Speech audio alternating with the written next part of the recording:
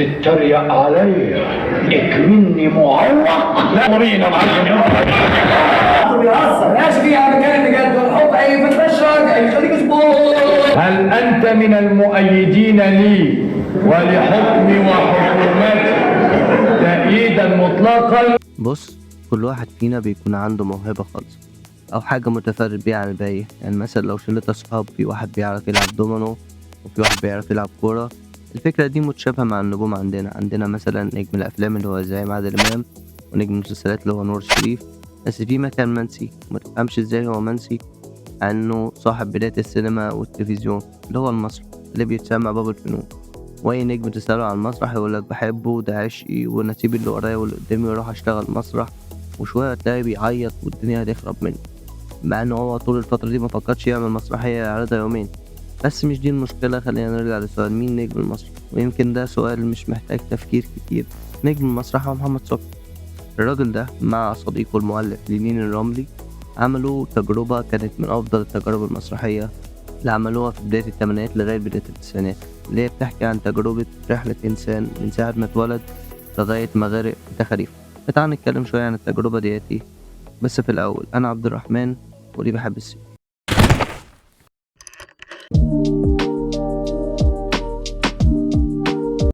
سنة 76 بدأ فكرة التعاون ما بين لينين الرملي ومحمد صبحي من خلال مسرحية الأشهر شخصية اخترعها محمد صبحي، وهي شخصية علي بيه مظهر. المسرحية دي لينين كتبها كان بعد ما كان كتب لمحمد صبحي مسلسل فرصة العمر اللي كان بيقدم فيه برضه شخصية علي بيه مظهر. المسرحية ما كانش باين فيها الكتاب بتاع أفكار لينين تظهر حتى يعني، بس بان إن التعاون ما بين الشخصيتين دول هينجح لأن في كيمياء بانت ما بينهم. زي ما قلت، شخصية علي بيه مظهر شخصية غريبة متعالية منافقة كدابة كمان. تجسيد محمد صبحي ليها كان غريب، سواء في حركة الإيدين أو تون الصوت. من 75 دقيقة ومع ذلك ممكن نقعد مع بعض شوية. اللي أخد تون الصوت ده من والده، هو كان بيوضح فيه تأثره من أبوه، أو زي ما تقول كده رسالة حب منه لأبوه اللي رباه في المسرح، لأن في حكم شغل أبوه كان مدير مسرح ليوسف بيه كان بياخد محمد كتير معاه ويخليه يحضر الحفلات. هعمل لسه شخصية علي مظهر، افتكرت ابويا يعني مثلا كان يوسف بيه مثلا قاعد معاه وانا عندي 7 سنين، يقول له تمن يوسف بيه اعمل لك تورنيه يلف مصر كلها. هو كان متربي في المسرح، اتعلم اصول واحترام المسرح وصياغه الكلام لما يجي يتكلم كمان على المسرح. كنت بخاف اتحرك من على الكرسي الا يحدث صوت. الثلاث دقات النحاسيه اللي كانت بتدق قبل العرض كان بتدخل في قلبي الخشوع. كنت بحترم هذا الفن قبل ان اعيه. المسرحيه اللي كانت التعاون الاول ما بين صبحي ولينين كانت ناجحه جدا لدرجه انهم عملوا لها فيلم كمان بعدين.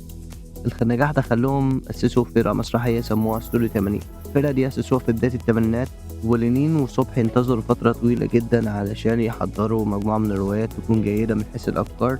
كان الاتنين بيحبوا الجزء ده في المسرح، تكون فكرة المسرحية غريبة وجميلة، وغير كده إنها تعجب الجمهور لأنه كان الغرض منهم إنها توصل للناس. وده اللي حصل. سنة 81 نزلت لنا أول رواية، كانت مسرحية انت حر. بص، انا مش هتفلسف كتير في شرح المسرحيه دي لان باين من اسمها بيعرفك انك شخص حر في اختياراتك. عايز تشجع الاهلي وابوك بيشجع الزمالك براحتك، بس تتفرج على الماتش من غير ما تطلع صوت، ولو طلعت صوت هتطردك بره. لا، سوري، دي حكايه تانية. كلها بتشجع الاهلي، هتطلع زملكاوي مين؟ المسرحيه بتكلمك عن الحريه في حياه بني ادم من ساعه ما اتولد، الحريه بتاعته في الحاجات البسيطه اللي بيختارها. زي ما قلت، هي قصه حريه في حياه طفل من ساعه ما اتولد لغايه ما كبر. فكره غريبه وفكره عميقه كمان، بس ازاي تتقدم على المسرح دي كانت نقطة قوة المسرحية. وبرضه وريتك الناس دي بتفكر ازاي وعايزين يقدموا ايه للمسرح. مسرحية غريبة، فكرة غريبة، لأنها مش أغرب مسرحية قدمتها الفكرة، والمسرحية الأغرب هنتكلم عنها قدام شوية. بس التعامل بتاع مفهوم الحرية على المسرح ده لوحده خطير. ابني اللي من صلبي بيعصاني. يعني المسرحية ديت ليه مش ناجحة، أو خليني أصيغ الجملة صح، هي ليه مش مشهورة زي باقي مسرحيات صبحي. المسرحية دي وواحدة تانية أنا حاسس إن الجمهور مش بيتكلم عنها خالص. والمسرحية التانية كانت هي اللي بعدها على طول، مسرحية المهزوز، ودي كانت تاني مسرحية تعملها الفرقة. المسرحية دي أنا ما أعتقدش إن أنا عندي ليها ذكريات خالص معاها، حتى يمكن إن أنا مش فاكر منها أجزاء كتير. أنا مش فاهم ليه، يمكن المسرحية دي ما كانتش عجباني مع إنها فكرة حلوة. المسرحية بتتكلم عن اتخاذ القرار وإنك تكون واثق وإنت بتاخد القرار ده، ما تبقاش مهزوز. دي الفكرة، هي مش عظيمة زي فكرة الحر مثلا، بس فكرة كويسة جدا للتناول على المسرح، بس يمكن ما كانتش فيها من جماليات كفاية تخليها ذات طابع كبير أو ليها أثر في المسرح زي باقي المسرحيات. ويمكن ده اللي خلى المسرحية ما تطولش في العرض زي باقي مسرحيات صبحي. كيلو ونص كويس ولا 2 كيلو كويس؟ لا هات كيلو على بعض. كيلو ونص. بس المسرحية دي تقريبا كانت عدوم ما قبل العصر، لأن بعدها زي ما تقول كده عينك ما تشوف إلا نور. المسرحية الجاية كانت الهمجي. عاوز أقول فكرة المسرحية ببساطة، بس حاسس إن أنا مهما بسطت أقولها معقدة. هي عبارة عن إن في طفل اتولد والملايكة والشياطين قرروا ياخدوا قرار ما بينهم، هيشوفوا الشخص ده هيميل للخير ولا للشر، هل هيقع في أخطاء زي الحسد والحقد والفتنة، ولا الجانب الخير من شخصيته هو اللي هيتصل. ودي الفكرة من المسرحية، واللي تعتبر بلا منازع أجرأ فكرة مسرحية تناقش علاقاتها في المسرح المصري. والتنفيذ بتاعها كمان كان من أحلى التنفيذ اللي اتقدم. يعني تخيل الديناصور اللي طلع في الأول ده، بدايتها كانت تأكيد على روعة التعاون ما بين الثنائي صبحي ولينين، ولو أطلقوا العنان لخيالهم ممكن يقدروا يعملوا إيه. ويمكن دي أكتر مرة راحوا فيها للخيال، يمكن أكتر من آخر مسرحية عملوها كمان مع بعض اللي هي تخاريف. لا غير كده فصول المسرحية جميلة، لو عايز تتفرج على كل فصل لوحده هتنبسط. المسرحية دي كانت خارقة في النجاح، فضلت تتعرض كذا سنة. البني ادم بتاعكم اخترع اللغه عشان يكذب ويزيف حياته. ادخلوا في تجارب ونشوف ايه هيكون رد فعله، هيتمسك بالفضيله ولا هيسقط في الخطيئه. وبعدها بفترة قرروا ينزلوا بأشهر مسرحيتين عملوهم مع بعض، وجهة نظر وتخاريف. وجهة نظر كمسرحية بالنسبة لقطاع من الناس هي أحلى مسرحية عملها محمد صبحي. بس ليه؟ هي كده تخيل واحد أعمى شايف المكان بيعرف يقرا من ورقة. نص لائحة المؤسسة ايه نصها بس؟ قصدك نص اللائحه؟ مع إنه مش متعلم أمي يعني، وبيعرف أنت رافع كام صباع في وشه، متفائل وشايف الدنيا من غير عينين. بيروح لدار الناس مصرة تعميهم، ما توريهمش حتى التلفزيون اللي مش هيكلفهم حاجة. قصة بسيطة بس خبايا كتير. أهمها اسمها واللي قاله محمد صبحي في بداية المسرحية: شوف مش نظر، شوف وجهة نظر. الفكرة اللي ورا المسرحية دي خرافية، هي فعلا النجاح اللي حققته. يمكن كان فيه مباشرة في القصة أول مرة دي إنهم بسطوا الفكرة عن الهمجي وأنت حر. عشان كده مسرحية وجهة نظر نقلت فكرة شراكة ما بين 2 لواحدة من 10 الفرق اللي عملت مسرحيات في تاريخ المسرح المصري. وهنا تيجي مسرحية تخاريف وتأكد على المعلومة دي. تخاريف كفكرة هي الأبسط والأسهل في الشرح.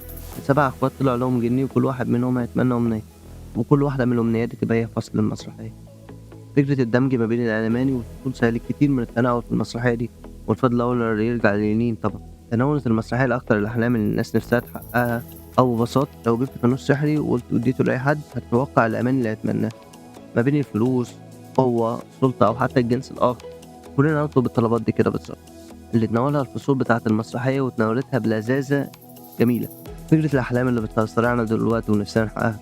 ودي كانت آخر مسرحية اتعملت من بطولة صبحي. هي في مسرحية أخيرة اسمها بالعربي الفصيح، بس دي أنا مشوفتهاش لأن ما توفرتلناش نسخة بصراحة نشوفها منها. بقى بالمناسبة المسرحية دي قدمت لنا منى زكي وفتحي عبد الوهاب.